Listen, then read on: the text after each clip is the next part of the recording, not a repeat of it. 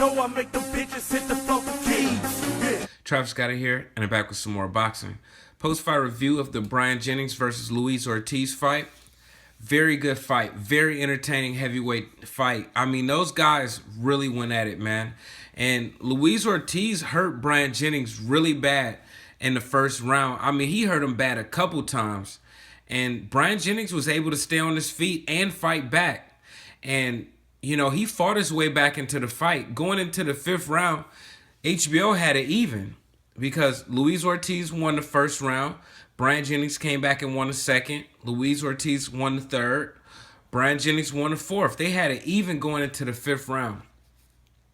And Bryant Jennings outlanded Luis Ortiz in that fight, and he landed at a far higher connect percentage. He landed 42% of his punches, and he landed more punches. But them punches that Luis Ortiz was hitting him with was hitting him hard and hurting him bad. I mean, Luis Ortiz hit really hard.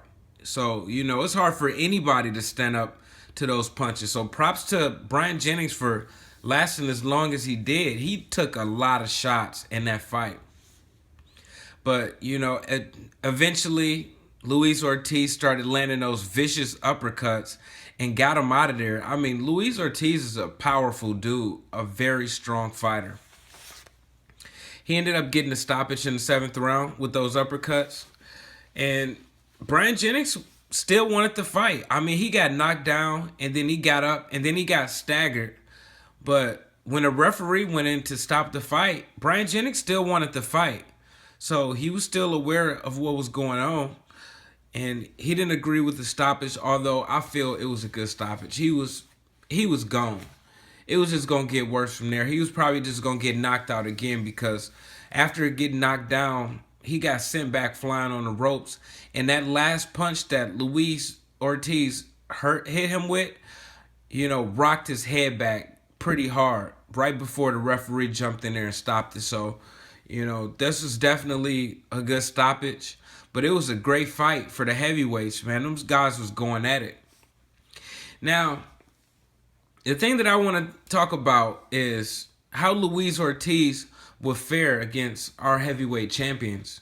Because Luis Ortiz is a powerful heavyweight. I mean, he hit really hard. I think they were saying something about he had over 300 amateur fights.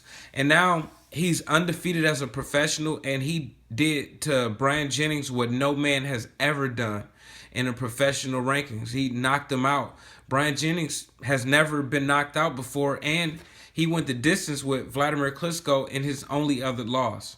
So that was a very impressive win for Luis Ortiz. Tyson Fury has been hurt multiple times in different fights. Tyson Fury has been dropped in his fights. So, you know, how would Tyson Fury fare against Luis Ortiz? Luis Ortiz isn't exactly a short, small fighter. I mean, Tyson Fury is pretty tall. I think he's like 6'7". Luis Ortiz is 6'4", 240 pounds. So his height advantage wouldn't really be that much of a factor in that fight. And he would have to fight off Luis Ortiz's power all fight. And y'all just saw Luis Ortiz got power even towards the second half of the fight because he finished Bryant Jennings off in the seventh round. So his power carries on throughout the entire fight. You got to worry about him hitting you with those hard shots through the whole fight. So I don't know how that fight would go, but I wouldn't put no money on it. I wouldn't put no money on Tyson Fury. And I don't know if you would want to gamble on the underdog, Luis Ortiz, but it's definitely something to think about because the way he hidden and Bryant Jennings was talking about his pedigree and Luis Ortiz being so experienced with all of his amateur experience. So we don't know how that fight is going to go. And Deontay Wilder, he got, you know, not the best defense. And he's shown some weaknesses in his fights. He got hurt against Eric Molina, but not too bad. Not as bad as Tyson Fury has been hurt in his fights. We've seen Tyson Fury against the ropes getting pounded. we've seen Tyson Fury on his back a couple times. We haven't seen that from Deontay Wilder. So I think that Deontay Wilder would put up a better fight with Luis Ortiz than Tyson Fury would. I think Luis Ortiz would knock Tyson Fury out. That's what I think would happen in that fight. With Deontay Wilder, I'm not so sure, because I think Deontay Wilder has a better chin than Tyson Fury. Even though styles make fights, this don't mean that Deontay Wilder can beat Tyson Fury. But I do believe if the two was to fight, Luis Ortiz and Tyson Fury, I think Luis Ortiz would knock Tyson Fury the fuck out. Now, if Luis Ortiz was to fight Deontay Wilder, I don't know how that fight would play out.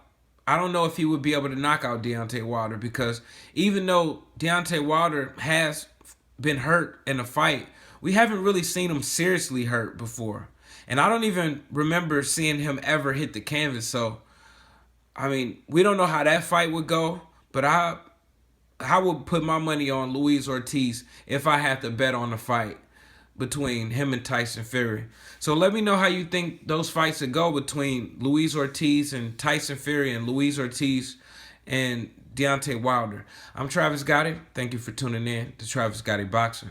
Subscribe. I gotta quit fucking with you. I gotta quit fucking with you.